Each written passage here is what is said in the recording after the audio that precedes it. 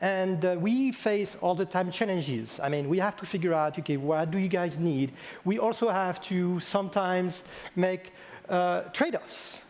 One of the concerns nowadays on the web is security, and especially privacy when you're browsing websites. And guess what? The more we introduce measurements into the web platform, the more we can fingerprint our users as well. And some of them don't really like that. I share my office with the head of security and privacy at W3C, and we have some interesting discussion from time to time when I say, oh, we just got a great idea. And so certainly privacy is always a concern that we keep in mind. And the other thing that we also want is adoption.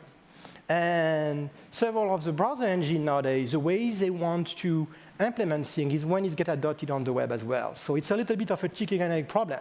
If you don't use those features, they're like, yeah, we don't need to spend our time on those features because no one is using them. And if you use them too early, you can get burned because, well, we changed the specification in the middle. You had to tweak it. So, but that's something that you can help. And when you see those specifications to be early adopted by some of the browsers, for you to use them and start experiencing with them is a way to actually promote adoption. So what do we want you to do exactly? I mean, so first, I mean, as I said, we're looking out for like ideas, and you are our users at the end of the day. And we need you to tell us exactly what would you like to measure.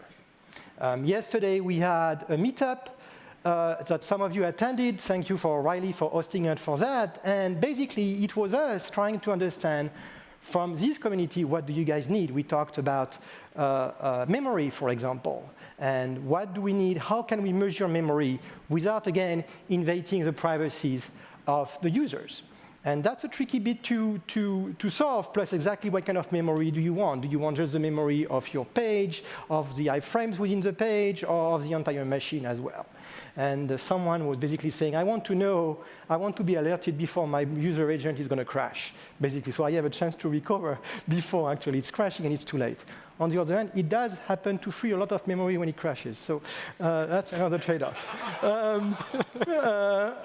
So the other challenge is like we always, we try to make our specification as precise as possible, but it's an iterative process and a never-ending process.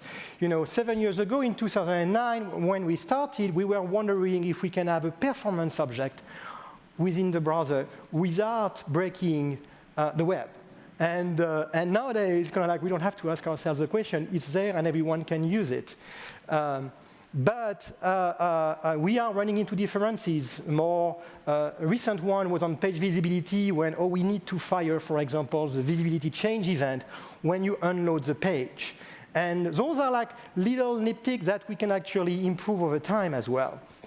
And so telling us exactly what we are missing is important. And however small it is, sometimes we have missed it. We are humans, we're not genius, and telling us what we are missing is also important as well.